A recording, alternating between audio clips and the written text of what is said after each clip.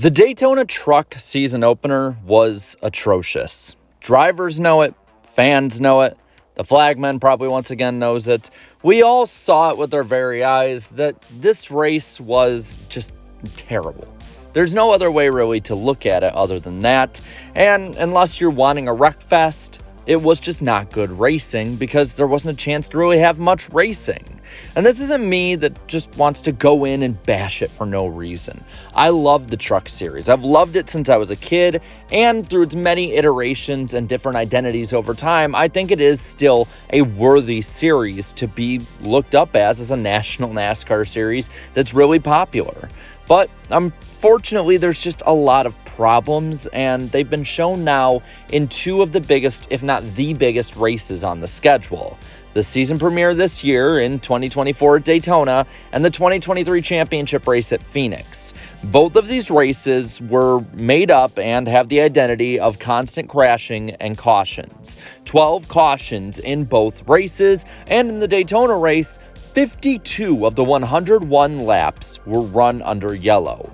For those of you keeping track at home, that is over 50% of the race under caution.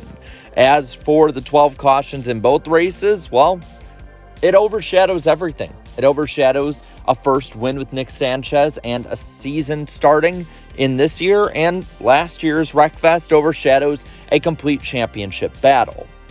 I wanted to look and have not just a up-close look at the last two races, but one of a broader reach over the stage era in the truck series from 2017 to 2023, and look at why and how the changes have been made over time. And it's actually kind of startling over the last 7 years just how much a truck series has been running more and more of the race by not running during the race. Yellow flag laps in 2017 made up about 22% of the overall season, 766 laps of the total 3,432. By 2023, the number of laps run had went down by over 100. The number of yellow flag laps had went up by almost 200, going from 22% basically in 2017 and 18 to 29% almost in 2023. And the peak of it was 2021. They ran way less laps, but still had almost the most caution laps of this time, with 30% of the season under caution. But when you look at the overall trend on this chart, you can see that generally we just continue to go up. You can have outlier seasons in it. I would say that 2021 and 2020 back-to-back are outliers, but that also is because of being so affected by the pandemic, I would say. When you look at just the overall normal seasons, taking 20 and 21 out, there is almost a complete line going straight up of 17, 18, 19, 22, and 23 when it comes to percentage of the race under caution and percentage of the season under caution.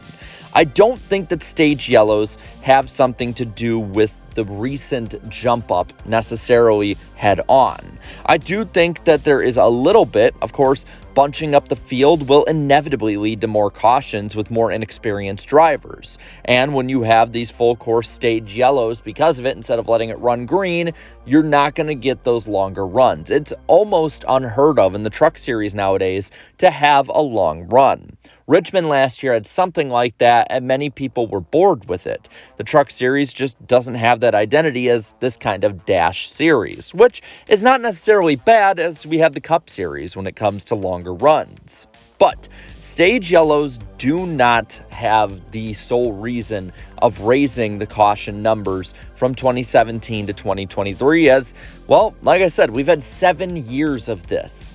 If it were to raise it, you would see it in the first couple, like the 2019 gain that we had.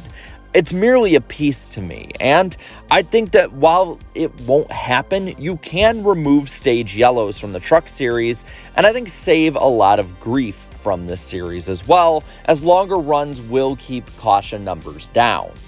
I think one of the biggest reasons given recently is there's a lack of old guys. Back in the day when I started watching NASCAR, I remember guys like Mark Martin, Ron Hornaday, Johnny Benson, Mike Skinner, Todd Bodine, and that's just a few of these older drivers, or at least older than what we have today drivers, were running the Truck Series and were running up front. They were not perfect. They did a lot of stupid things too, but they were old enough to have the experience and the respect of those younger peers and keep them in line.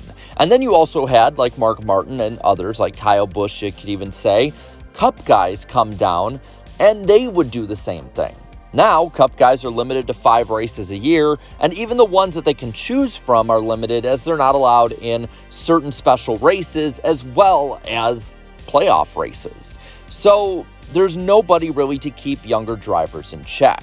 The problem is that you can't force drivers who have retired from Cup or Xfinity to go down and run the Truck Series. Naturally, they're probably going to want to retire for good, and right now, the older drivers in the Truck Series like Matt Crafton and Johnny Sauter are definitely at the tail ends of their career. And you can't just open the floodgates for the Cup guys to come down again, or you're going to have the same problem you had in the 2000s and early 2010s, where the Cup guys just win everything and the identity is Cup Light, sort of like what the Xfinity Series was.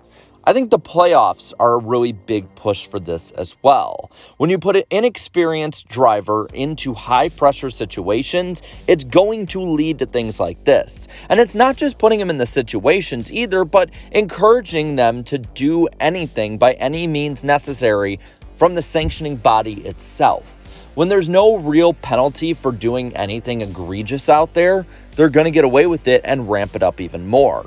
To me, the Cup and Xfinity Series do have arguments that can be made for why the playoffs belong. While I might not like them, I understand why they're there.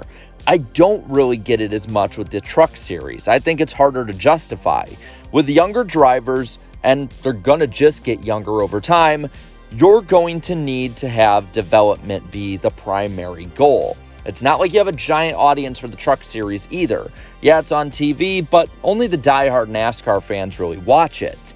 And while the early season doesn't have the problem with the playoffs per se front and center, it's the culture that's been made by this that has basically changed the whole season. And that's, I think, the overlying and underlying issue at once. The culture.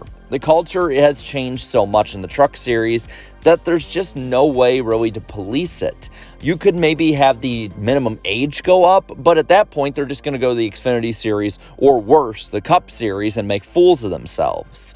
I think that there's longer-term problems when it comes to rich drivers getting in because of daddy's money, but you can't really change that with the way that it is now and the limited money of the Truck Series, unless you just pump a lot of money in there, but who's going to do that and who's going to do it sustainably long term? I think until the culture of desperation in the Truck Series is addressed by the sanctioning body, things will remain the way they are with little to no change. But what do you think of the Truck Series and of anything in general with this? Let me know down in the comments below. And while you're at it, leave a like on this video, share this video, and subscribe to this channel for more great NASCAR content. Thank you so much to all my channel members for your continued support, and be sure to watch the NASCAR Weekly Podcast tonight on Black Flags Matters channel. Going to be a lot of fun on there, and we'll talk about this for sure. So, until then, have a good one.